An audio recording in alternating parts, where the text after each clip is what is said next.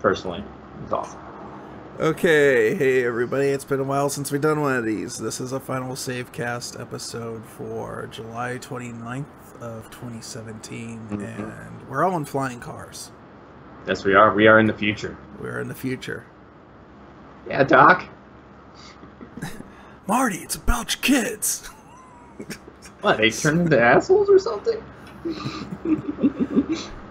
Anyways, today we got some subjects. It's been a slow season since E3, so we picked and choose a couple things here and there. And as always, we start with what you've been playing, Joe. All right. I've been playing, of course, a lot of Warframe, and I will always say best free-to-play game ever. I've been trying so hard to get through Super Metroid, though. I am almost done with it. Probably only maybe like an hour left with the way I play and everything. I'm liking it more and more as I go along. There's still some problems with it, but I can kind of see where some people would say it is one of the greatest games of all time. Yeah. Maybe it's just after playing M2R or whatever, another Metroid 2 remake. I feel like the controls are kind of floaty on Super Metroid. That's like my biggest problem, where I feel like they tightened it up a lot more. Like the platforming felt a lot better in another Metroid 2 remake. But otherwise, it's really good. I like it a lot. There's just they have pickups for everything in Super Metroid. It's kind of insane. Yeah, Super Metroid atmospherically. I love the music. It blows me away atmospherically for it being a 16-bit game.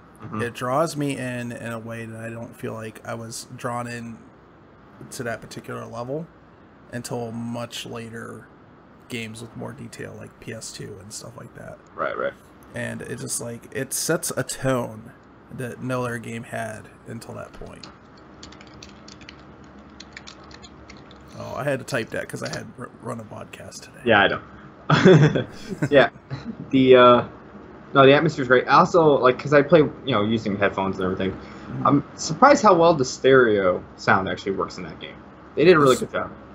Go back and play a lot of Super Nintendo games with headphones on, and you will be shocked how good the stereo separation is. One game that had really good audio engineering, just from a sound point, I want to say it was called like Indiana Jones Adventures or Indiana Jones something. There was an Indiana Jones game that LucasArts did on the Super Nintendo. Yeah. And they actually mixed it in Dolby Surround on the Super Nintendo. And even on stereo, it sounds awesome. It sounds really good. The Star Wars games always had really good sounding. Yes, they did have a really good sound. Yeah, it's something because it always comes down to the classic argument between the Genesis and Super Nintendo, and I love the sound for the Genesis. Probably maybe because it has a little bit more signature sound to me than the Super Nintendo. It has that bass kick drum hit that sounds like you can tell it's kind of like a bass drum, and also sometimes it sounds like somebody farted in a tin can. You can't really make it out. But yeah, it's that very electronic bass kick. Yeah. But the Super Nintendo definitely had the better sound mixing for sure. I've been amazing just hearing the sounds coming from over here and over there, and the music working its way back and forth between the ears. It is really good, really well done. I kind of always felt like that depended on the game though. It probably does. I mean, most things in video gaming, as we've learned, it just kind of depends on how much time you put with your development and everything. As far as Super Nintendo goes, by far, Super Nintendo has really good sound, and Super Castlevania 4 is still to this day it's got a couple tracks in it, and I'm just this is coming from a cart. It's 4 megabytes in size. What the hell? Right. But it's at the same time, I would say out of overall better music in the Castlevania series is probably was it Bloodlines on Genesis? Oh yes, because it just has an awesome beat that just goes. Where the Super Nintendo had cool stuff. It had very jazzy beats, which were strange for Castlevania. Right. And I love that one where you're in the stalactites and it's just the little harp string going off, and that sounds really cool to me. That's still one of my favorites. But man, Bloodlines just was it was badass. The soundtrack on that was badass. So yeah, anything else you've been playing? I think I beat Wolfenstein New Order since last time we talked. Okay, what'd you think? It is really good. Yeah. I will say this because maybe you and me we do like we have a lot of the same humor, but there's certain things that don't cross. I felt there was a lot of stuff that you found really funny in that game. I felt was actually very serious. Uh-huh. Like the love scene and everything. Like you thought it was kind of funny. I actually felt like it was a heartfelt moment in that game, and one of the few. But it does definitely go off the rails later in the game, and I do love it. It is definitely over the top in a lot. To me, what was funny about it was like, hey, I just killed a bunch of guys. Let's fuck. It's just like it was kind of like it led right into it, you know. Like, right. Very very serious. It's like, oh, we were in a trunk all day together, and now we're out. Let's have sex. Like to me, it almost was more like they're going through all this. They're going through all this crap, and the whole world's gone to shit. And these are the two people that they kind of know each other, and that they just needed that moment together. But I mean, it's still it was a really really great game. I am so looking forward to the new one. It looks fantastic. I love how they're carrying over like that power suit thing that they have into the next one, and I love BJ's. He does have a little bit of a sense of humor. It's very dry, but I love it. Yeah. So yeah, BJ's pretty cool. Unfortunate name, but anyways, did you play Old Blood yet? Of course, I played that actually first. Oh, okay. Yeah, see, Old Blood, I think, fixed a lot of problems I had with New Order. Let alone that the engine ran way better. It does, yeah, it did. And you can tell they upped some of the effects and stuff, too. It did look better. That was one thing, like, going from that game to New Order. I always screw up the new, I'm like, New Blood, Old Order. But they like some of the effects, like the specular shine, and probably I think they started using a little bit more of physical based rendering a tad bit. They were messing around with that a little bit more in Old Blood, where they didn't in New Order. But overall, I mean, both go really well together. Yeah, my thing with it was I can see kind of like an evolution of where id was going, and even though id didn't make those Machine Games did. They obviously picked up some things, because if you play the New Order, there's that scene where you're in old Wolfenstein, which is apparently still canon in that game. Yeah, somehow it is, yeah. Yeah. So Mecha Hitler happened. Yeah, I guess even like, what was it, 2009 Wolfenstein? Yeah, that's the thing, is this is actually a direct sequel to Wolfenstein's 2009 that was on Xbox 360. But then they call the one after this Wolfenstein 2. Yeah, I know. It is kind of funny. That kind of is weird to me. New Colossus. Whatever. Yeah. We'll use the same. It's still got the 2 on it, and it's technically 3. Yeah, kind of. Whatever. So, 4? Anyways. But you can see, like, and then it's like, is it 4? Because of the older Wolfenstein games. And he had the old Apple Wolfenstein games. Did those happen? I don't know. So anyways, but you can see like in Old Blood how it went from that, and then they started introducing like the old school levels in every level of Old Blood, and then that went from Doom to where Doom now it's like actually integrated into the level. Like I would love them to actually like re-release like Doom and Wolfenstein rendered the way they render it in those games. I 100% agree, because it's really hard to go back and play those in DOSBox now. It is really hard. I also just going back and first person. We talk about this stuff all the time, like stuff like holding up and like how it feels to go back and play. Like it's just that just back and forth type shooting or whatever just feels so weird now. Yeah, especially when you had those old shooters that really the mouse didn't do much. Like a lot of them, they were still using like the arrow keys and stuff. Right. Yeah, you were playing. You're using the arrow keys to move around and everything. It was weird. Like I remember playing like old Quake and stuff and using the arrow keys, and then like one day a game like had WASD as its default. I'm like, oh my god, why have I not done this before? It's so much better. Yeah, the thing is for me is it would be really cool if they would re-release that, but at the same time, it's also the reason why like I went back and played the first Dark Forces. And I had a really hard time on PC. I just went and put the PlayStation disc in, and I felt like that was a better control scheme and everything for the type of game that it was back then. Yeah, no, I totally agree with you. Yeah. If you can, though, for anybody, I believe it's Jedi Outcast or it might be Jedi Academy. There is a mod to play Dark Forces. They Really? totally redid the game in that engine, and it is pretty good. I didn't think that got finished. Last I knew, it was finished, or at least really, really close. Oh, really? I'll have to try that out. All right. I might have to do that on stream one day then. That sounds pretty cool. So is that it?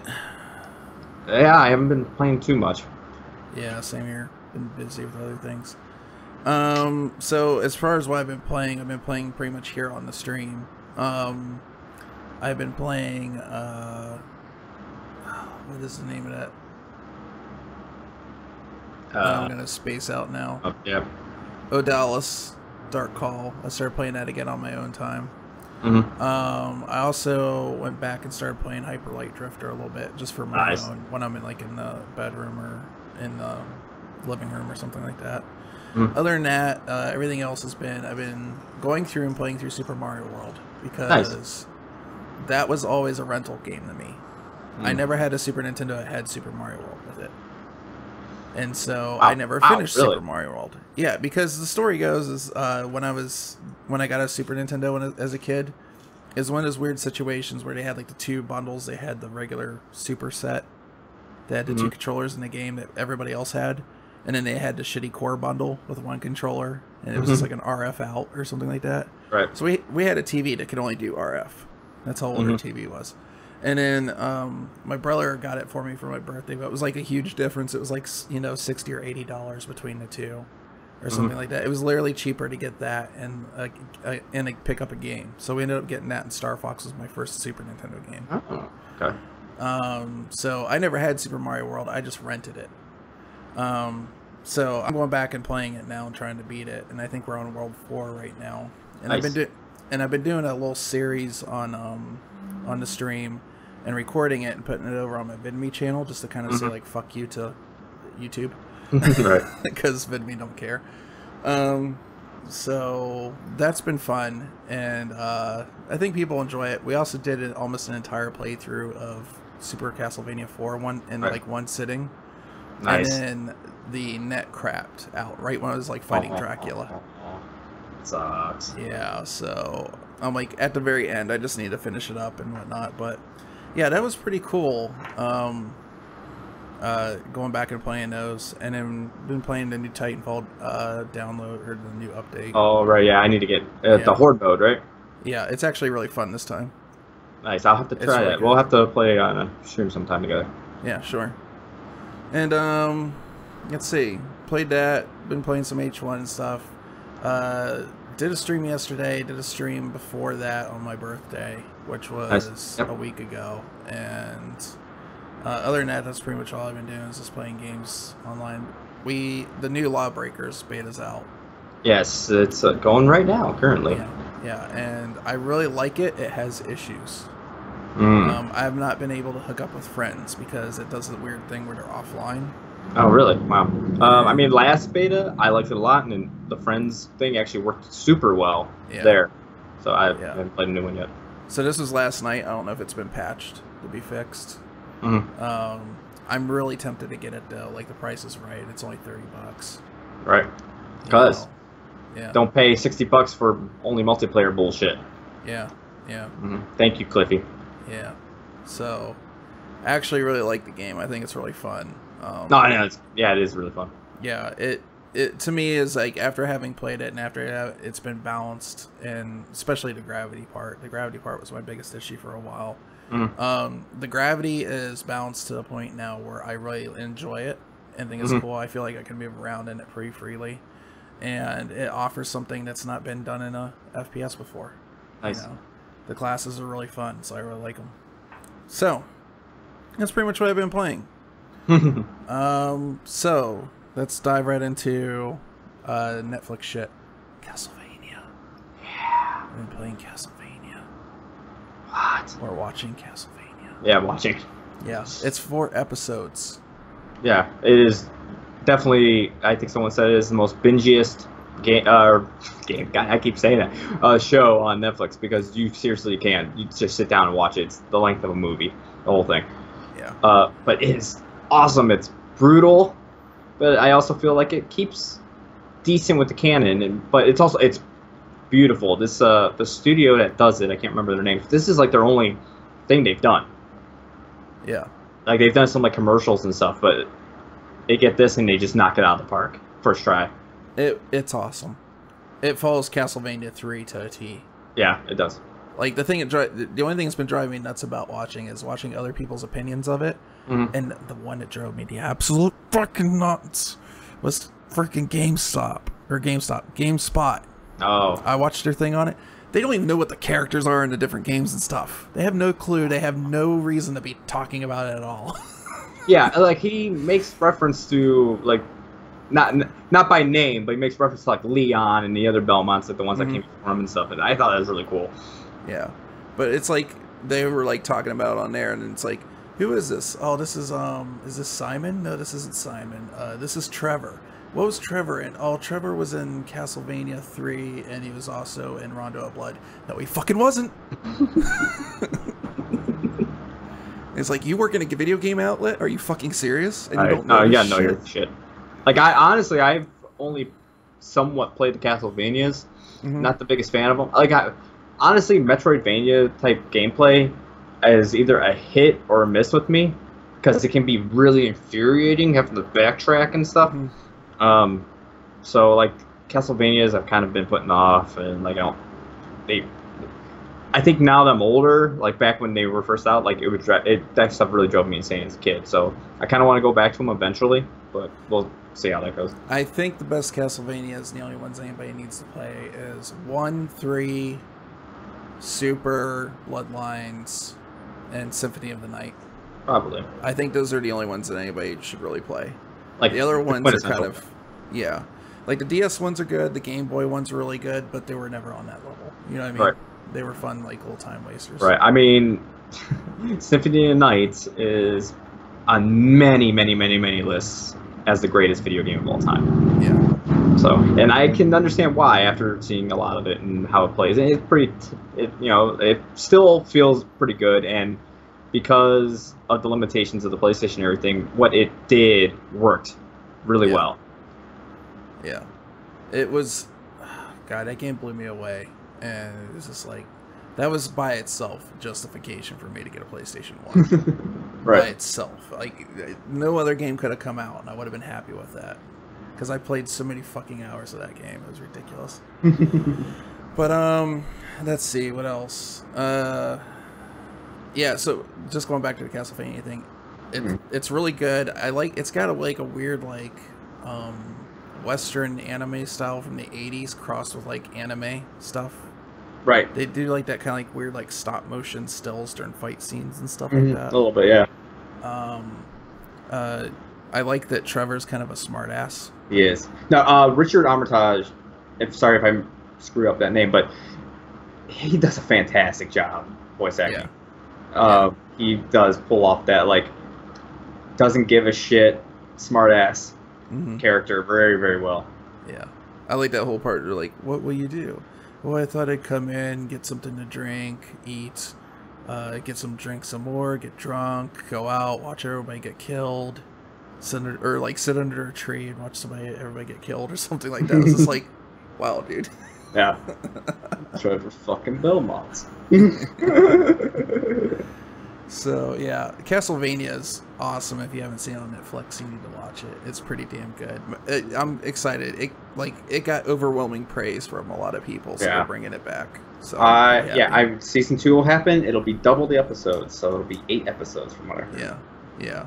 I'm excited. It seems cool. So am I. And then there will be a 3rd season. They actually planned out. I love it that they planned out this whole arc of 3 seasons for it. So I can understand that the first 2 seasons are kind of Trevor's story. What I'm hoping is season 3 goes on to be like, I don't know, like Symphony of the Night or something like that. I wouldn't be surprised. Maybe not 3, but if it continues to do well, I can definitely see 4 being Symphony of the Night, starting that. Because like, if they do a 3rd, then like, what is it? Are they going straight from Dracula's Curse to Curse of Darkness? Ooh, I mean, I don't know. Because that is part of the same story arc. It is. Yeah. That's a great question. They might. Because it definitely seems like they have a lot of respect for the game series. and they've tried to tight. There's been a few things, I guess, continuity-wise that aren't 100% there. Yeah. But they're pretty close. Oh, man. You guys are making me want to play Castlevania 3 tonight. This is awesome. Anyways, let's get into our other topics. Got some news. Yeah. Well, news loosely. Ish. All right, this is actually news. Wolf Among Us Season 2. Yes. Telltale announced, finally, I don't know I can't remember how many years it's been now.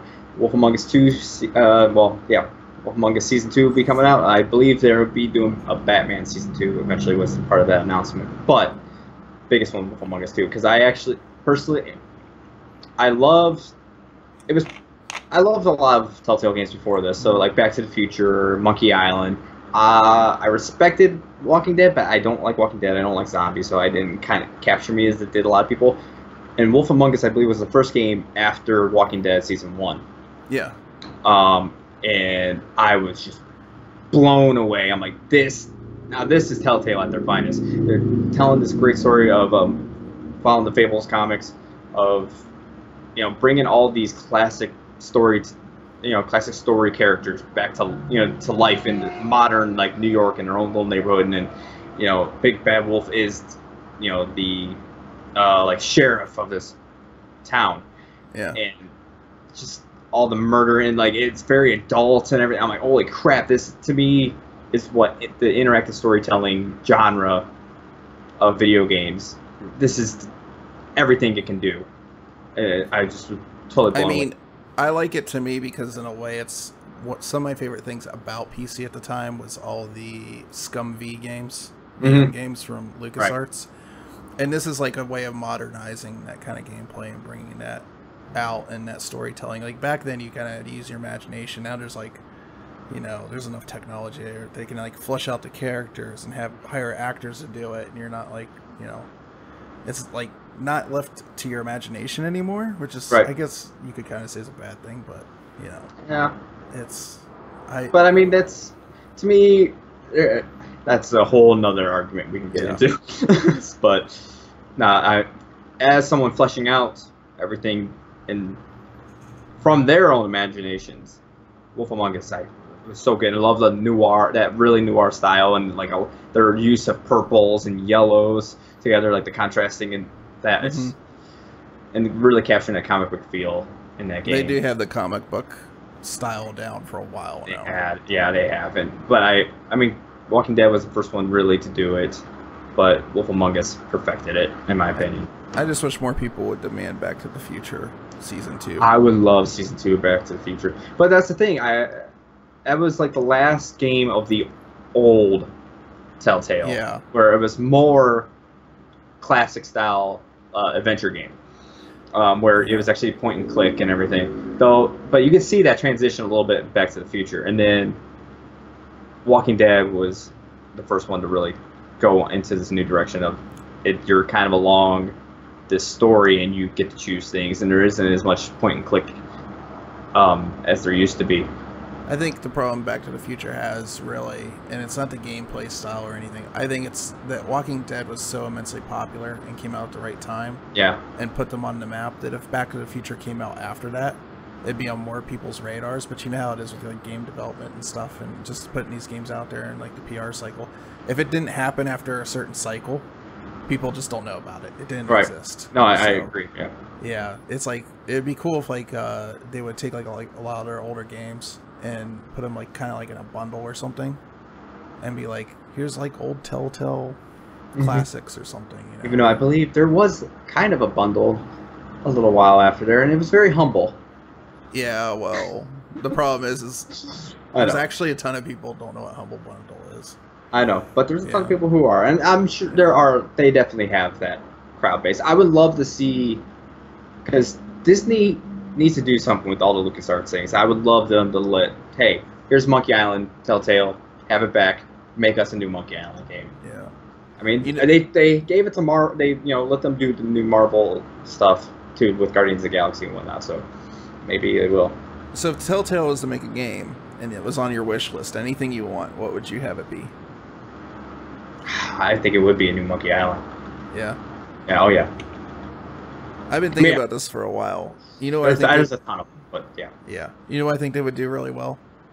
Kingdom Hearts. Ooh, a Kingdom Hearts spin-off, that'd be great. Mm-hmm. Actually, I almost wouldn't mind. This is weird. I almost wouldn't mind a Wing Commander game from them. That would be badass. That'd be cool. It doesn't even necessarily need to have like any of the flight sim stuff in it. No. Because as much as I love Wing Commander's flight sim stuff, the thing that it stood out for was its storytelling and the way you interacted with the characters for the time. And I think Telltale could bring that to a new light. Yeah, and since it's all cartoon anyways, like comic book style. Yeah, they could go back to the that old style, like 1 and 2. Yeah, that'd be cool. That'd be cool if they went pixel art. Oh, that would be sweet. But I don't think they've done a pixel art one. No, they haven't. Vector. No, they haven't. That'd be sweet though. An interactive Wing Commander game done in like the old pixel art. That'd be cool. That'd be sweet. Yeah. All right. Yeah. So... Make it happen. Tell Telltale to do this. They'll do anything. Just give them money. I don't have any. All right. Nidhogg 2 has a Donkey Kong Country / what other game did this? Actually, Yoshi's Island. Yoshi's Island. It's more Yoshi's Island style map Yes. screen. I mean, I'm just I loved the first Nidhogg, and I think everything that they're doing with Nidhogg 2, like I almost feel like Nidhogg 1, and we see this a lot with these types of games where like that was the concept, that's the proof that they could do it, and Nidhogg 2 is like, hey, we are making a full game around this stupid concept, but it's amazing, and it makes me happy to see like that Mode 7 reference to it. It's just great. I'm just loving the Flying Nidhogg. Whatever that is, that freaking dragon thing that looks like it's out of what was that Sega game? You know, like the dude that was like hovering, shooting crap. You talking about Vector Man? No, old arcade game. I don't remember. Fantasy Zone, or it was based off Fantasy Zone, I think.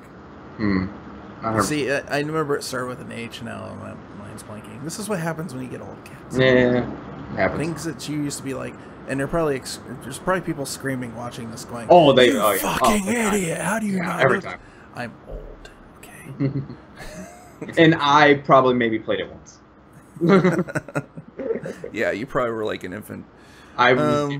Dude, I think I was like 3 when I got my Sega Genesis. Weirdly, I can still remember it, but yeah, I was really young. Yeah, this looks cool though. I can't wait for Nidhogg 2 to come out. Oh, it's looking great. And I believe a Nidhogg is actually based off of Norse mythology, so it actually is a thing. But no, it's just totally silly and over the top. I love adding the weapons that they have coming. I'm super excited for it. All right, Sega says Yakuza and Persona added to their Sega PC ports. Yes, normally like once a month or so, there's something that comes out from Sega, and I'm like, this is why I love you, Sega. Like Vanquish was probably their most recent PC port of like an older game, and from everything I've heard and seen of it, it's been a great port. Like it just runs smoothly, 60 frames easily the whole time on just about your most modest rigs. So for them, it seems like with Bayonetta being another one that they put out, and it was doing super well. They're like, you know what? Why don't we just need to start putting everything on PC eventually, because it's selling and doing really well, very well received. Yeah. And the fact that they said they are planning on doing Yakuza and Persona blows me away, because I would love to play Persona games, but I mean, I could play it on PS3 technically, but I want to give them a try, and for longevity purposes, I like getting things on PC more than anything else. So I would love it. I just want to try it, especially Yakuza, because Yakuza seems like the next step that Sega took from Shenmue. It is like the spiritual successor. It mixed with a little bit like GTA style to it, and especially with Zero that came out, kind of the start of the restarting the series in a way. I really want to play it. I really want to get into that and go around Tokyo and everything, but on my PC full blast. Yeah. I mean, that's the thing too, is it's like, sure, it's great on console, but I can run it through a Steam Link if I want that console experience, and it'll still blow away anything, the console port did. So, Yeah, I mean, yeah, and it's just anything PC. I just put everything. Like, here's my request. Look at what Sega's doing. Konami, Konami, you don't even have to make new games. I know that you're having a hard time with that, but please, just go get a team. Just develop all your old games. Just port them over to PC, please. I would love to see Metal Gear Solid 4. Yeah, on PC. that'd be cool. I would just like to see all the Metal Gear Solid games put out as classics. Yeah, just do that. Even $20 a pop, I wouldn't care. Yeah, that would be good. Castlevania. I've been thinking about this for a while. I would love to have a Castlevania bundle that has like the 16-bit, 8-bit stuff in like one collection, and you could do like the 32-bit stuff or whatever. Right. Like later on. Dude, Symphony of the Night on PC. Just make it happen. Yeah. I mean, you can make it happen now. Right. I'm not going to tell you how. Yeah. But yeah. I mean, it's just almost because in a way I kind of like to look at either you or me. Like, we're in a way kind of PC historians. We love going back and playing these old games, and for longevity purposes and the history of it, I like having the PC ports because I know. I mean, it's not 100% guaranteed because some crazy thing could happen, but so far, 10 years from now, I can still play my old PC games, especially with the way Steam and everything works, and you can just keep that going as long as no catastrophe happens and stuff goes away. Yeah. Just you have it forever. Yeah. And it will work. And even if it has problems working, there will be people out there figuring it out, and it will eventually work. Yeah, that's the thing. Like, people are like, what happens when Steam shuts the servers down? Wait about 6 months, everybody's going to figure out how to crack those things wide open so you can just use them. Right, exactly. You know, that's the thing. Steam's facilitated backups onto your own drive for a while. And so...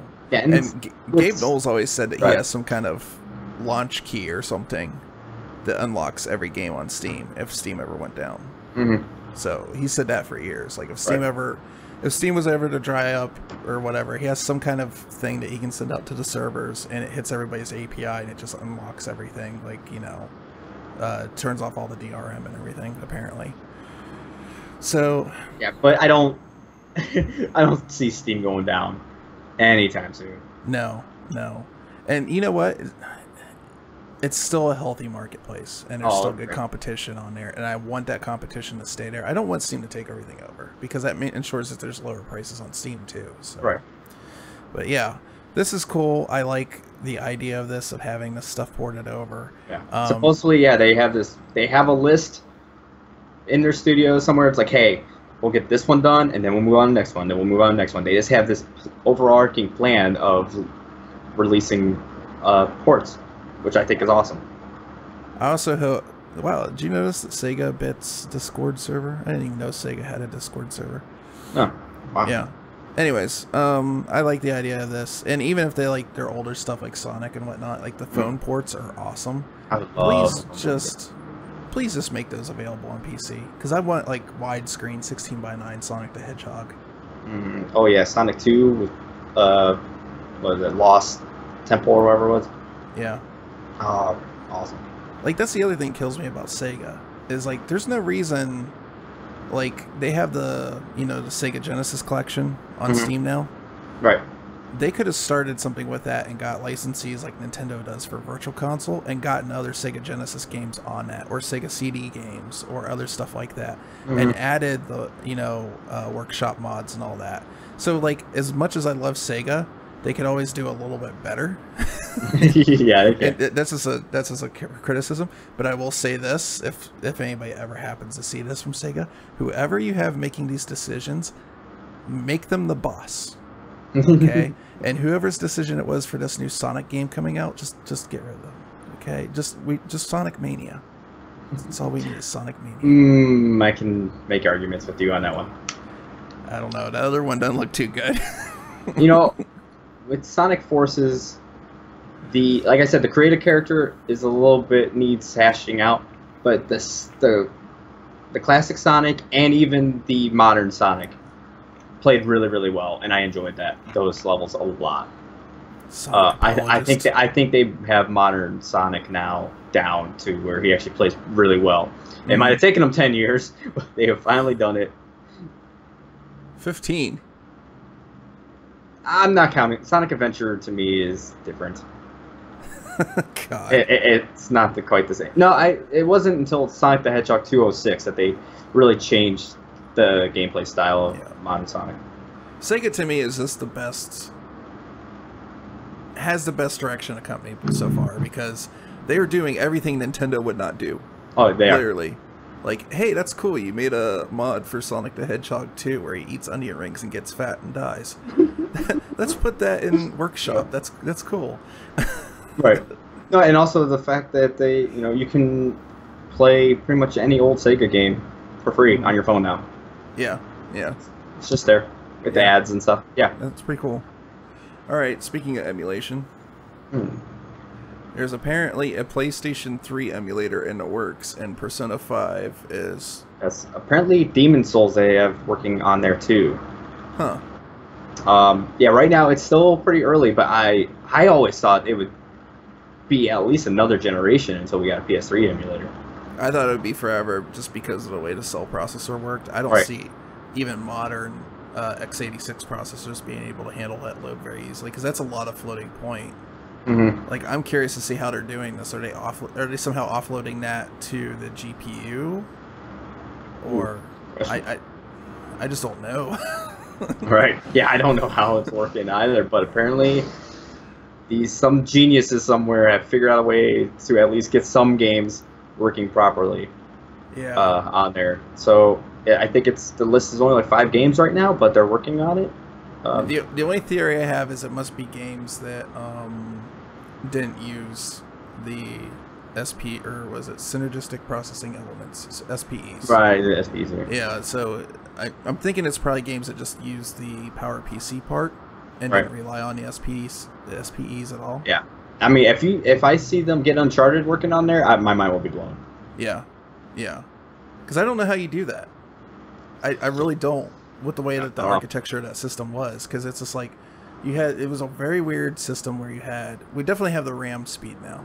Oh yeah, because that's the thing people don't realize about the PS3 is like the RAM speed was like ridiculously fast for back then. It was like 2200 megahertz or something like that. Yeah, that was one of the things that had a little bit of superiority over the 360. Well, it had like the 2 banks that had the graphics memory for the GPU, right? But then they had that XFR.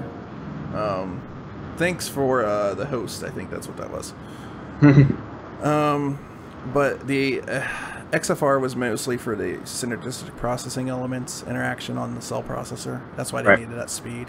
But then there's like this weird interlink between the GPU, where the GPU talked directly to the cell processor back and forth like this. It's just like, when you're dealing with a PC where the CPU and the GPU have pretty much separate data paths from the RAM, how do you fucking emulate that? I don't understand. Right, yeah, I don't know. I mean, there's always weird emulations eventually to figure out a way. I mean, because it took forever for Sega Saturn to get emulated. It wasn't until dual processors or dual core processors became more a regular thing. And they're still wonky as hell, Sega Saturn emulators, because of their dual processors that they had. Also, for some reason, we still don't really have a good Xbox emulator. So there's that. Well, we will on Xbox apparently. Yeah.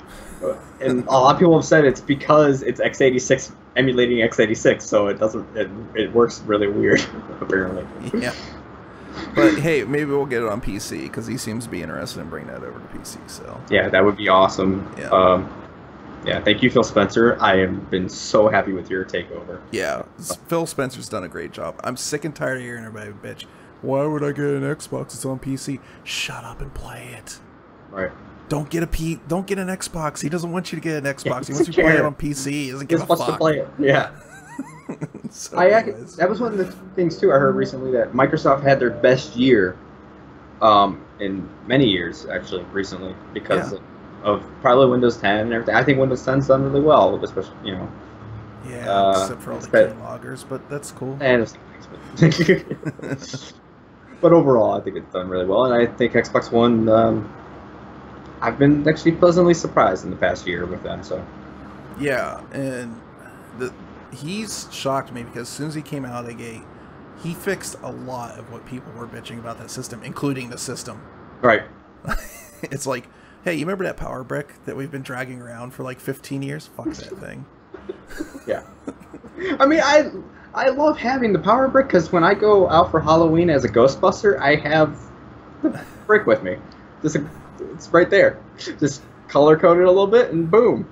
Just put some caution tape on it. Yeah, like, now it's a trap. Yep. There you go. All right. Yeah, but this is pretty cool. So I'm really curious to see how this happens. Yeah. Wait, like maybe like a year or two. I'm curious. Yeah, see how far they get with this because I'm really curious what the requirements for the CPU are going to be. Like honestly, because like the 18 core Intel that's coming out now is the first teraflop right on floating point. I don't know how. I know the Soul didn't do that much, but still it was like ridiculously high flop count for a CPU. Right. Well, yeah, it was like minimum requirement Zen 8 core. You know, it's like I don't know. I wouldn't be surprised. I would say definitely. I wouldn't be surprised if it's like minimum like an i7 or something at least. Yeah. So we'll have to see how this plays out. All right. I just wanted to get your take on Atari Box. Oh, okay. I've already talked about this in a video. Mm-hmm. So the only thing I know about it is we know what it looks like, which I think it's sexy as hell. Oh, I think it looks great. Both versions. Yeah. I do not think it's going to compete with PlayStation 4 because they are saying x86, or not x86, but PC hardware. Right. And at some point, people were starting to theorize on this. That means Android. No, he said PC hardware. He does say PC hardware. I just think it's going to be low end stuff. I wouldn't even be surprised if it's like APU based. I don't know if they've said whether it's AMD or Intel yet. So I have a theory. You remember a few years ago when the Nintendo stuff was still being developed? Like it was still NX or whatever they were calling it. Yeah, and there was that rumor that was out that a third party was working with AMD on the Merlin APU, like custom Merlin APU. Right. Okay, Merlin APU is a quad core. It's not octa core. It's a quad core at 2.1 gigahertz to 2.4. I looked it up, and it has 8 CUs in it. So it's a bit less than an Xbox One, because I think an Xbox One's like 12 or something like that. Right. But it's also only a 12 to 25 watt TDP part, depending on the clock range. So you could stick it in like a pretty small box and not have to have much cooling on it. I'm wondering if that was actually Atari. You know what? That is a great theory. It might be. Because they've been working on it for a while. Yeah. And my theory for this, and I made a video on it already, but I just want to get your take on it, what you think. They did say in the statement it's going to be powerful enough to run their classic games and also newer games. I was thinking about what that is. Obviously, they're going for downloadable stuff here. Right. It looks like the expansion is planned to be on micro SD, so they're probably doing flash for the memory on this. Right. I'm thinking they're going to go for games that are like retro inspired, or possibly just like an indie box. Yeah, I was thinking that too, with the indie box idea, like because as you said, it's not gonna be like super powerful. It's not gonna be powerful enough. But I think also I would be surprised if some stuff that is like you'll see on the Switch might be ported over to this as well. I mean, of course, not Nintendo stuff, but I'm curious to see actually what Atari does if they have plans of making anything proprietary to this, or at least making sure their new games will run on this as well. Yeah. What if they have a new console, okay, and they go to the indie developers and say, we have a new console. Guess what? You need to patch your game? It's not going to cost you anything. Just patch your game. Right. And they just take the Steam route and go, we just get 5% of everything you sell in the store. That would be, don't worry about licensing fees or anything. Right. I would actually think that'd be super smart of them, and actually a very high possibility, because Atari, I'm sure they're not. I mean, we all know they're not the smartest business people in the past few years, but I think they do kind of have a little bit more of a PC pedigree to them in the past few years. I would not be surprised if they are looking at Steam and how successful. Like, hey, why can't we emulate this, but on a console? Yeah. I definitely could see them doing that. Yeah. And it's like your messaging is, hey, we're not a PlayStation, you want that, go get that. But hey, if you're somebody that likes old games and you want to play Shovel Knight, we got you on that, Oh Like, man, that'd be awesome. Yeah. like what if they do their own virtual console? They can't obviously do Nintendo stuff, but what if they go to Sega? What if they go to these other guys that made games on the Sega NESs and all this stuff, and also put those on there? Because I actually talked to quite a few retro collectors at these shows, and what I hear a lot of times is they're getting very disenchanted with the way that retro game collecting in the past couple of years has gotten very expensive. Right. Very, very expensive. And a lot of them have told me they're not actually fond of having all these games, but they have a nostalgia connection to them, you know? Right. Nostalgia connection. And they want to play them. And I've asked them before, I'm like, if there was a way that you could emulate it, and they're like, well, you know, if the emulation was good, like, that'd be great. But they're not technically inclined or anything like that, you know? They just want to sit down on a box and play something, like, get it and play it. And maybe this is what that fills. Maybe, because, like, you get the people that are like, oh, you must have carts and hardware. And I understand those guys, but I don't think what those guys that are really hardcore about that understand is a lot of people are just in it because they want to play that old game. Right. So I think if they do that, like, they could be very smart about this. If it was me, I'd be doing that. I'd be going after the indie guys. I wouldn't even worry about the AAA stuff. Right. The other thing I would be going after is Steam. I'd be like, I'd go to Gabe Newell. I'd be like, look, you guys got in-home streaming, and you guys got Portal and stuff, and it could run on this thing, and let's do a mutual thing, and we can be a Steam box for you. That'd be really cool. I don't see that happening. But at the same time, Nintendo's got that app that's that one third-party company's working on to make it possible to stream PC games to the Switch. That is cool. Yeah. I mean, that would probably be more likely. I don't see them being actually like through Steam necessarily, but maybe a third-party way of doing it. I can see that. Yeah. Yeah. I'm just saying, I could see Valve actually working with Atari. I could see them doing it if Atari went to them, but I just have that feeling like Atari wouldn't do that. Yeah. The thing that's most likely going to happen is things going to come out and crash and burn. Most likely. Yeah. So probably will. Yeah. We'll see. I mean, if they play their cards right, it is possible. I think it's a slim chance. I give them like a 10% chance this thing could be a success. Yeah. But it is possible if they, go after the indie markets, go after the lower end games. I mean, I could see even like Ubisoft being like, hey, here's Rayman Origins, or that style of game, I should say, or Unraveled from EA or something that could play on there. Like, hey, here you go. One thing's for sure, nobody knows what this is for sure, but I don't think it's an Android box. No, I do not think it's an Android box at all. Yeah, like at all. I think everyone's learned their lesson about trying to do that. Well, yeah, I think even Nvidia, in a way, has, even though they pumped it out. They keep trying to say they got it going still, but I'm like, there's a reason why you just decided to pretty much put your hardware into a Nintendo system. Yeah. There's also the reason is like, hey, guess what? Android has a lot of games that work for a touchscreen, not so much for a controller. Speaking of Android boxes, SNES Classic. Yes. Yeah, this was actually, I think since our last video, this has been announced and everything. Yeah. It looks great. I love the packaging and everything. It just looks exactly like the old box did. I'm curious. I think someone actually said that it shouldn't do this, but I would love it if it still turned orange after 10 years. It won't. I know. They got rid of that chemical years ago. I know. The thing is my Super Nintendo still looks pristine. It still looks just like that, but probably because I lock it up. No, there was the later ones that were made didn't have the chemical treatment in them. So if you got it at a much later date of launch, it's possible you got one that didn't have the fire retardant shit in it. You know what? You might be right. I didn't get it right away. It was at least a year after, maybe 2. So yeah, there was like the later ones. I think it was 93 and after didn't have it in it, and then obviously the new smaller Super Nintendo. Oh yeah, it's that classic style with the purple, like the fatter one. Yeah. So, I think it's cute as hell. It is.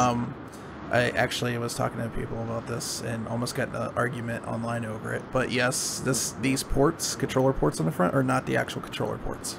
No, they're not. It flips down.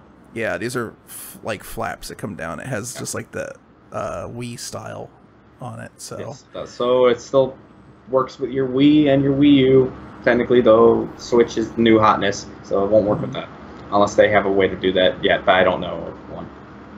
Comes with 2 controllers. Awesome. That is awesome, and the cord length is like double from the NES Classic. So yeah, yeah. All right, so let's talk about the games real quick. What do you think about the game selection? Overall, I don't think the game selection is quite as good as the NES, but I am happy with all of them.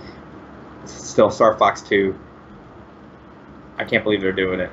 I'm actually very surprised. So I did find out that they did nothing to Star Fox 2. Really, they didn't do anything to it. So there's people said that they felt like it was unfinished. Some people had said it was unfinished. When I played it years and years and years ago, it was on a test cart, and the game actually had an FPS counter because they still had their overlays and stuff for making the game. Yeah, apparently the rumor is this is exactly the same as the ROM that's been out for years. Yeah, that's what I heard too. Which we found out, what was it, 6 months ago? Nintendo's actually, like, somebody took like the Super Nintendo or Super Mario Brothers ROM off the Wii U and looked at it, and it was actually one of the ones that was ripped to the internet. Of course. Yeah, so it wasn't actually even like Nintendo's own thing. They just took it off like some ROM site and repurposed it, apparently. Nice. So I wouldn't be surprised if like this is what Star Fox 2 is. Okay, I mean, I know you're not a big Final Fantasy fan, but how do you feel about them still calling it Final Fantasy 3? I mean, that's what it was called when it was a Super Nintendo. Yeah, I know that. That's kind of why I'm okay with it. It's funny. It's good to keep it that way. I'm okay. I mean, technically, from a licensing standpoint, they would still have to call it that. True. Because I mean, it was licensed to the Super Nintendo that way. Right. Well, then you'd have to create a whole new license, which is a weird thing. Yeah. So far, I love that Super Mario World's on here. I'm kind of bummed that it's not Super Mario World and All Stars. Yeah, but then again, I think All Stars. I'm a little more okay considering the NES Classic. But then again, considering the NES Classic, because it was hard to find, I would like to have All Stars on this. Yeah, exactly. That's my reasoning. Unless they re-release the NES Classic sometime soon, with those Mario games on it. I can't see it for at least another year for them to do that. Yeah, like that's the thing I want them to do is re-release it. Then I would be okay with it. But if they have no plans to re-release it, please put All Stars on here, man. I mean, they're not going to now. They're obviously locked in, but there's good reasons not to have All Stars. Apparently, they make room for all those in Super Mario World on that cart. There's things missing, like all the stages. If you go back and play the original cart of Mario World and you play the All Stars version, the All Stars version of World does not have parallax scrolling. Really? Yeah, so there's like little oddities and stuff here and there, differences between them. Mario Kart, the best one. No. Yeah. Not the best one. Yeah, it's so fun. Oh. Yeah, music's great. Yeah, music's great, but it's not the best one. Arguably the best Zelda. Yes, I would even argue that.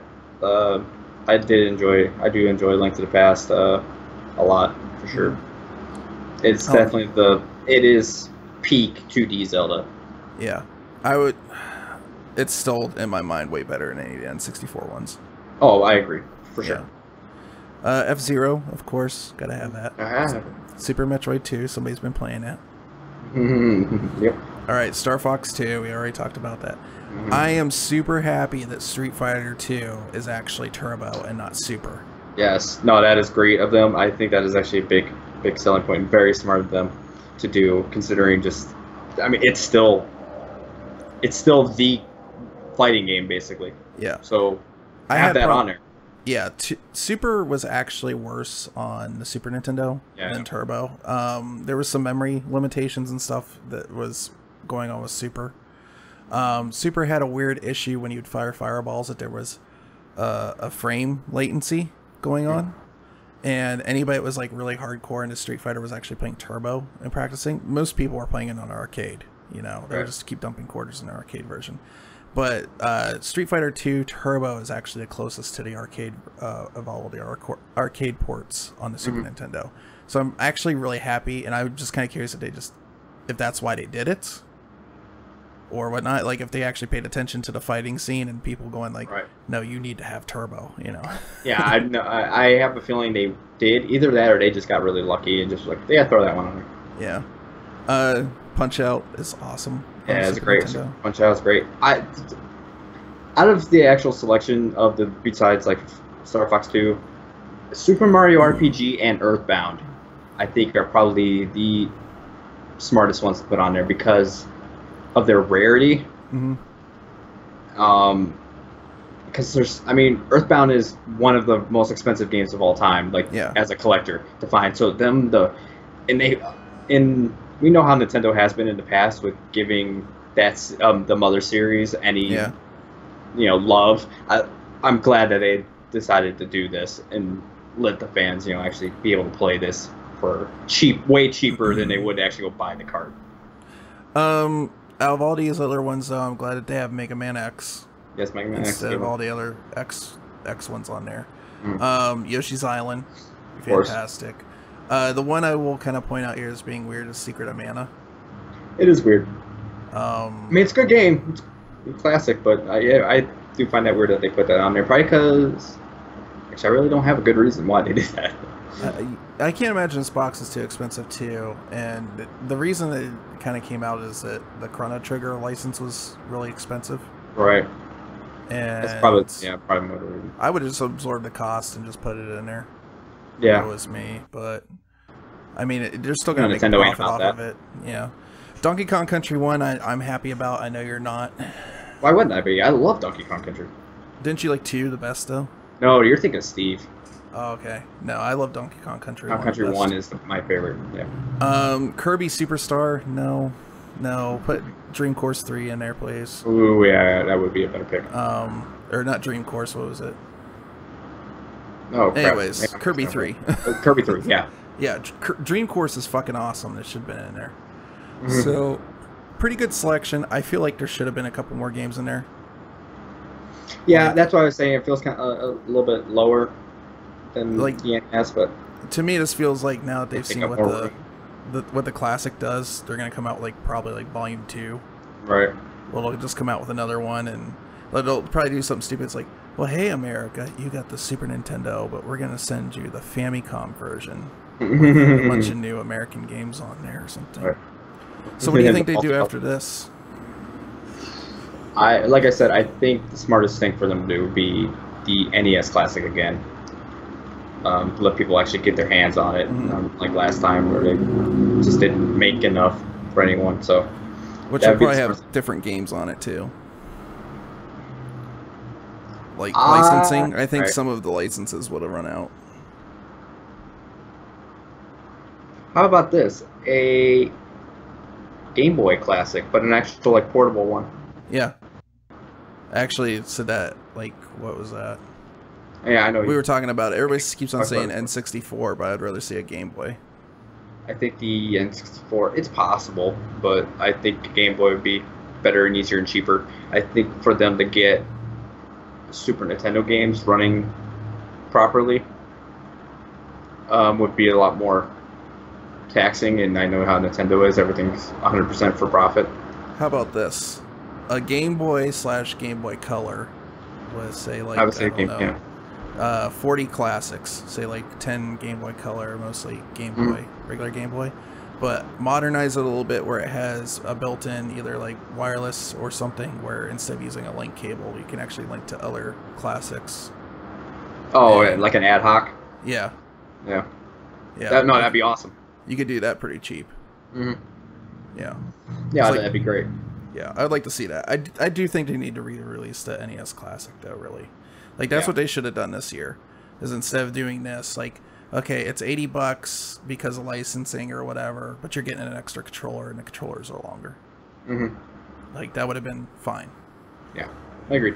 So anyways, pre-orders on Walmart went up, and I got duped.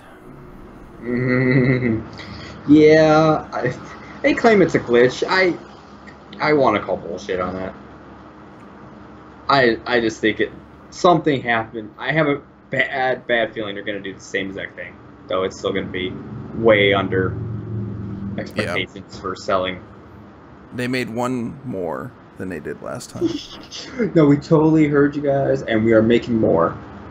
One more. Maybe 2. We'll see how it goes. Yeah, because like the Classic came out of someplace weird like Germany. Yeah. Or something like that. Yeah. So maybe it's just the manufacturer couldn't handle it. I don't know. But like, I know they're trying to crank out Wii's and stuff. So there's this Switches. Yeah. Actually, I'm gonna find this real quick. So just bear with me, guys. Filler. Yeah. But I think there was something to do, with the manufacturing contract though of the NES, which kind of halted that. I heard there was actually some kind of legitimate use or legitimate thing of why there wasn't as many. Or by the time they figured out, oh crap, we're selling way more than we thought, the contract ran out or something. Here, I'll put this in the description of the video for anybody that watches this on YouTube later. But I'm going to put this in the chat too. Well, I don't think there's anybody there, but there we go. So this is a video that the channel Beat 'em Ups did about this whole thing. And recently there was also Think Geek released a bunch of bundles of the original NES Classic. Yes. With a bunch of their crap. Yeah. And they went and looked around, and these guys are supposed to be like these liquidators that sell things on Amazon. Right. And somehow this one guy gets this email because he runs a store, this Castlemania game store. Great He gets name. these emails of liquidators that want to sell things.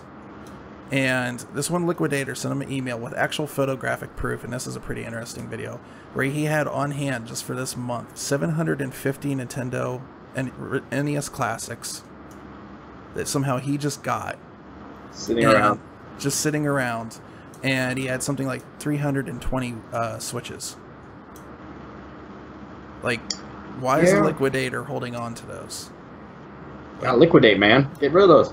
Yeah, but liquidation's usually for the stuff that you can't get rid of. Like, the whole idea is they're supposed to buy stuff like really cheap and sell it cheap and still make a profit. Yeah, that is very odd. Yeah. I think Nintendo was holding out on us, man. So the story is Think Geek is very much attached to GameStop. And they're thinking GameStop has been holding stock, knowing that it would be a hot item and waiting for later to sell a lot of this stuff at a higher price. Sell it at a high price. Yeah. So they're thinking this Jerks. liquidator got a lot of his stock from the same places. He probably bought it at actually a higher price than the normal MSRP even. High price. But he's buying it and able to sell it for $250. I believe that. Yeah. I mean, that just kind of pisses me off that somebody's got 750 of these things. I know, so many. Yeah. So, anyways, good video. You guys should check that out. Yeah. I still overall blame Nintendo for all of it. Yeah. Yeah. They should have made more. Yep. Yeah. All right. Polymega. We haven't talked about this in a while.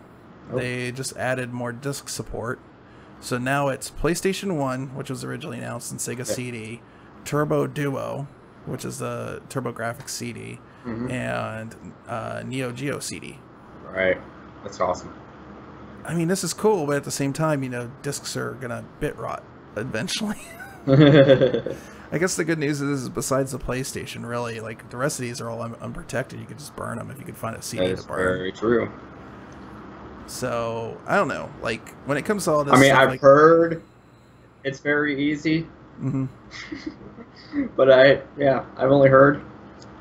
I'm really curious. I want to know more. I know this is guys that used to work at not Naughty Dog, Spyro Dragon guys. Insomniac? Insomniac, thank you. God. You're welcome. Old brain.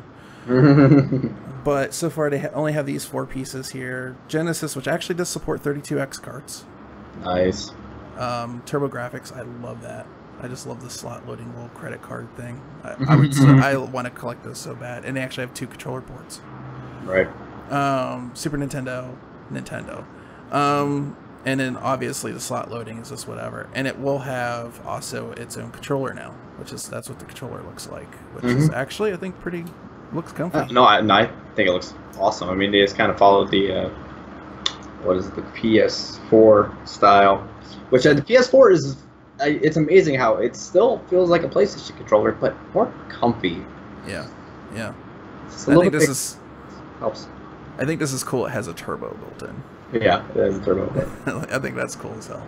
So, as excited as I am for the NES Classic, I'm almost a little bit more excited for this because not only can you get like real carts and play them and stuff like that, but it actually has ability so you can stream to YouTube or Twitch off the console.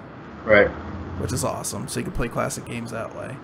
And it's just like, and this whole idea that they're actually, if the Atari Box is true, like I'm wondering how much this will eat into it because they're not really doing the classic games, right? Per se. In the store, they are going to support newer games. They said it has the power to be able to run newer stuff, but it'll be interesting because anything that goes on something like the NES or anything or SNES or anything goes on the Atari has to be licensed, right, and sold on a store online. This you can find any cart and just stick it in there. Very true. So I don't know. That's kind of interesting. I'm waiting to see what. For me right now, I'm more interested. And I think the latest thing that was said is there is an SD card slot on here, and you can actually just rip the ROMs, or if you have the ROMs, probably just put them on there and just run them off this machine. So I don't know. We'll see. I'm kind of curious if that's going to get into like a legal gray area too. Yeah, that is very shady, but I mean, it's not technically on them about all that stuff. It's just, hey, it can do it. I really like the UI too. I think the UI looks really good. Yeah, it's very simple, very sleek. Yeah. Also black. Yeah. Or at least really dark. Yeah, I hate white UIs. Sorry, Twitch. Yeah. That's why better Twitches would not be anything without Twitch would not be anything with better Twitch TV. Yeah, so I'm looking forward to this. I'm going to keep an eye out and hear what they say more about it. If it turns out that it will support cards, but then you can also just throw ROMs on there, I might just get it. And it'll be like one of those instances, like, it'll give me a chance to try something out before I buy it. Oh, also another call out for Konami. Port Snatcher, please. The Sega CD one. Just do it. Please. You have all this great old catalog. Just do it.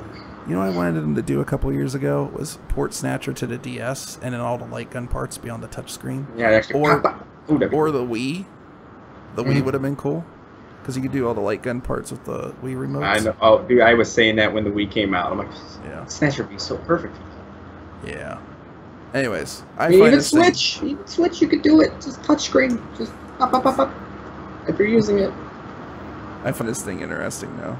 So, you have any desire to learn more about this, or? Oh yeah, I mean, no, it looks awesome. For me personally, because the way I have everything set up, it's not something I don't know. I mean, even then, because I do have boxes full of just old carts and stuff, and it'd be nice to play, legitimately those a lot easier on a modern screen. And I mean, I still have an old CRT that I have my Genesis and stuff hooked up to, because that's the way you gotta do it. Yeah. But it'd be nice, to be able to play on a big modern screen. What if they said you can take your webcam, plug it into the back of this thing, just put your card in and stream to Twitch? That'd be neat. That'd be awesome. And that'd be cool. I mean, that'd be badass. Not that we can't do that with a PC. It's just kind of fucking neat. Yeah, this is cool. All right, this one I'm kind of excited about. New 2DS or new 2DS XL.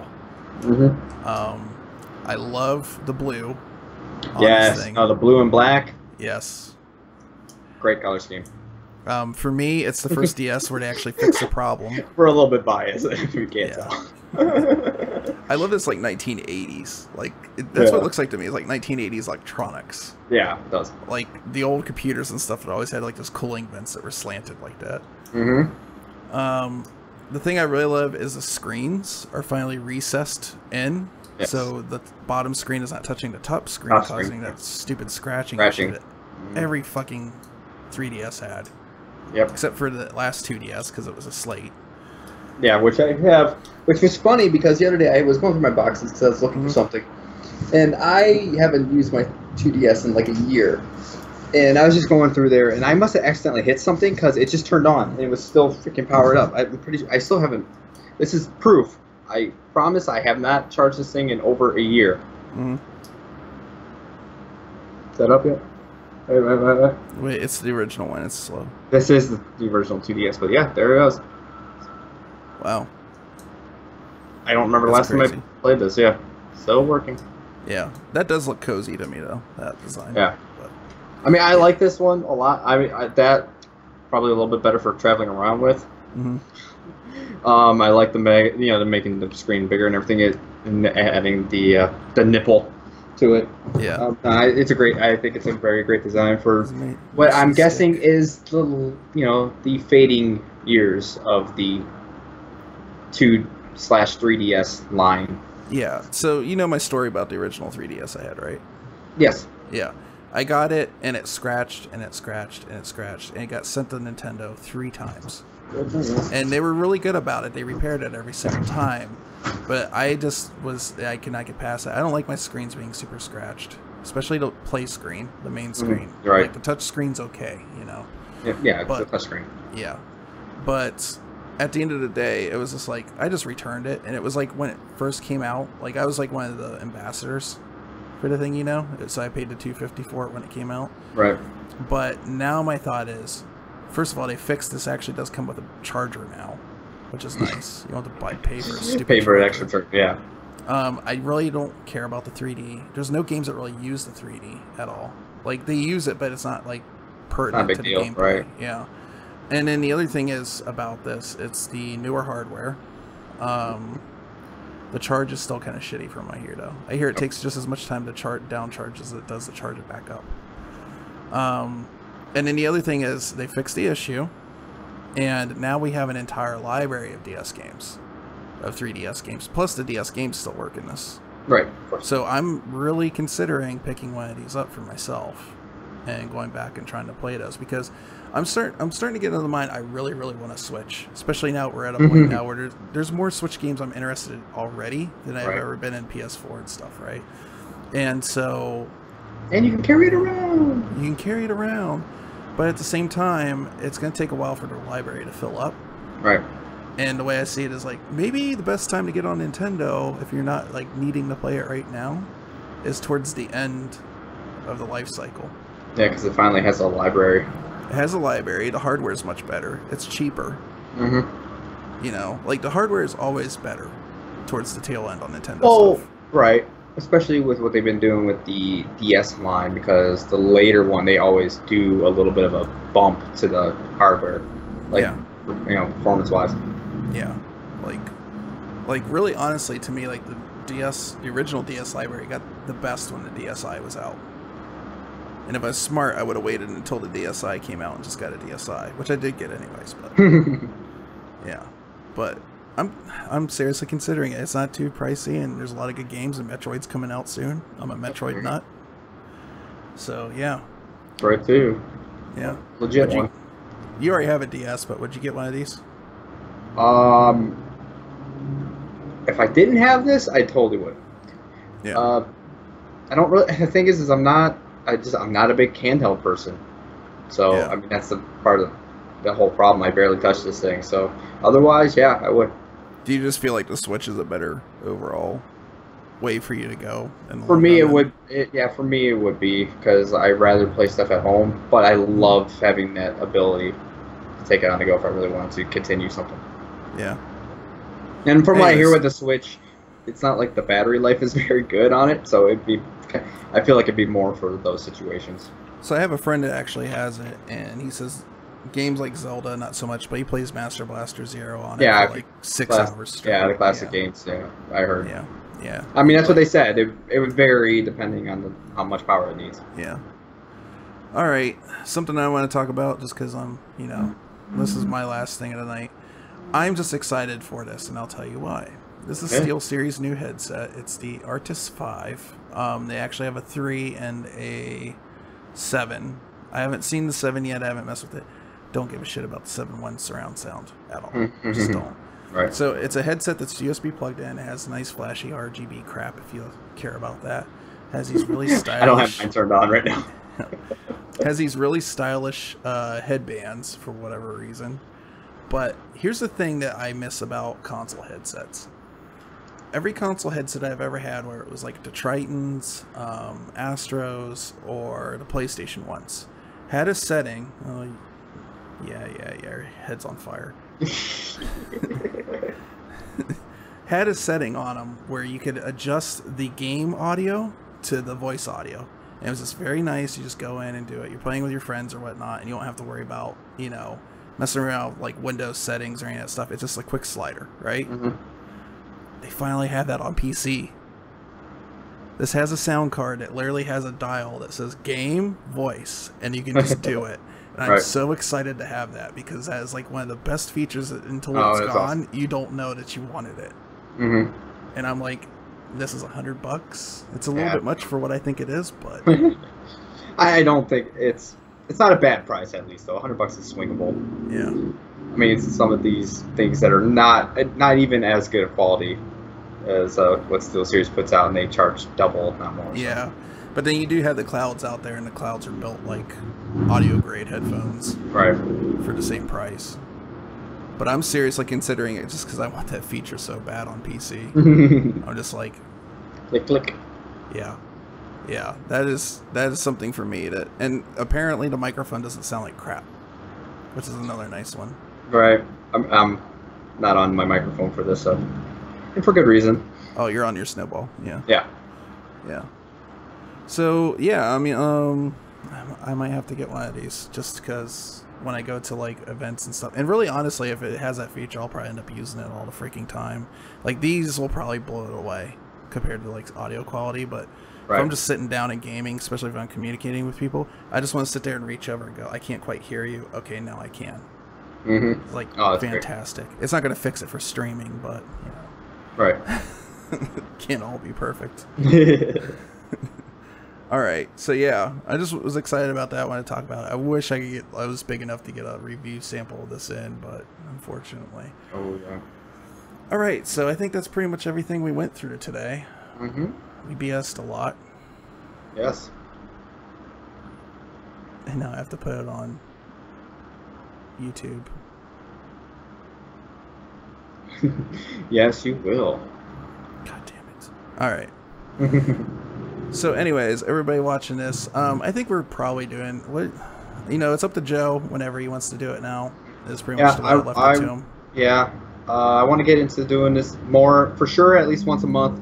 I would like to start doing it like every other week, roughly. Yeah. How's your internet there right now? Pretty good. Got it pretty much figured out. I figured it out a little while ago, so.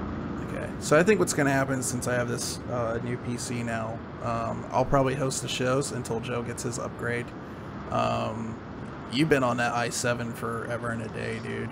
Yeah, I know. I mean, the thing is, it's still kicking. There's very few times I've had any problems with it, but it is getting old. I think it's mostly on the motherboard side that I've been having some slight problems recently. So, but hey, yes, me too, and it's brand new. Yeah. So, yeah, I do plan on next month, probably later next month. Yes, I will be finally upgrading to a brand new computer. I got a lot of stuff to pick out. So, any ideas on parts yet? Oh, yeah, I am going to go Ryzen 7 1700X. Same CPU I have. Yeah, I know. Probably, you know, I'm going to go, say, liquid cooling and everything. A Asus Prime motherboard. Oh, the B350? The X370. X370. I hear those are good boards, the Primes. Yes, and then probably a PNY for the memory. I'm going to keep my hard drives and everything that I have right for now. You just going to move the video card over? Move the video card over. Okay. And in a brand new case, which I can't remember off the top of my head right now. It was like a Bit Phoenix, wasn't it? It was I believe it was a Bit Phoenix. Yeah. So that'd be cool. Maybe you should do like a build or something. Yeah, probably try to. Yeah, because like it's gotten to the point now with like the apps on the phones and stuff. I can just do like a build video, just put this on like a tripod or something, and film it if I want to. So yeah, that'd be cool. Like if you have like a afternoon, you want to sit down and whether stream it to the YouTube channel or something like that, just for fun. I'd sit around and watch it. I like PC stuff. Yeah, and just me fiddling around with it and then watch something not work and me just sitting there going, fuck! Is my box still here? Yeah, my box is still here. I wanted to go on and Joe's like building his computer and he's like pulling out his nice Ryzen box and then he like goes like this and goes, That new CPU smell. It has risen. And it'll probably use that thing for another 10 years or whatever. Probably. I try to get as much use out of it as possible. Yeah, didn't you have like a Pentium 4 before this last one? I had a Pentium Extreme Edition. I had that for quite a while. That was the 3.73. Yeah. Pentium Dual Core. Yeah. So you make pretty significant jumps when you actually do. When it goes to CPU, yes. When it's GPU, I normally like every 2-3 years. Yeah. And I go pretty hardcore with that. Yeah. All right, man. I'm excited for you. Can't wait until you get it. I'm excited too. Until that's up and going, when he finally gets that up and going and stable, I'm going to force him to start hosting the shows and set them up and stuff. Right. But yeah, we're gonna call it for now. We'll see you guys whenever we do another one of these. Probably when more news piles up and stuff. You know, it's really just a place for us to come and talk about it. Right. Because especially for this past month, because it was E3, which was our last show. Yeah. And then there's been pretty much what we talked about today is the only things that have happened this past month. There's not a huge lot. Because it always seems that way too. Because that's just how it is. Everyone gets all their stuff ready for E3, and then it's not. They have nothing for a while. And right now, it'll probably be on this channel. When Joe starts hosting it, I'm gonna force him to start streaming this on his channel. But we encourage you guys to come out, join us live on Twitch. Right now, it's on Soul Processing on Twitch. But when we make a switch, I'll announce that. Or we can go back to YouTube. We'll discuss that later. I'm actually going to physically make a switch. Screw you, Nintendo. I'll make my own. God, that was such a dad joke. I know. And anyways, instead of wasting you guys' time anymore, have a great evening. Be kind to each other. All that gobbledygook. And we'll see you later. Enjoy.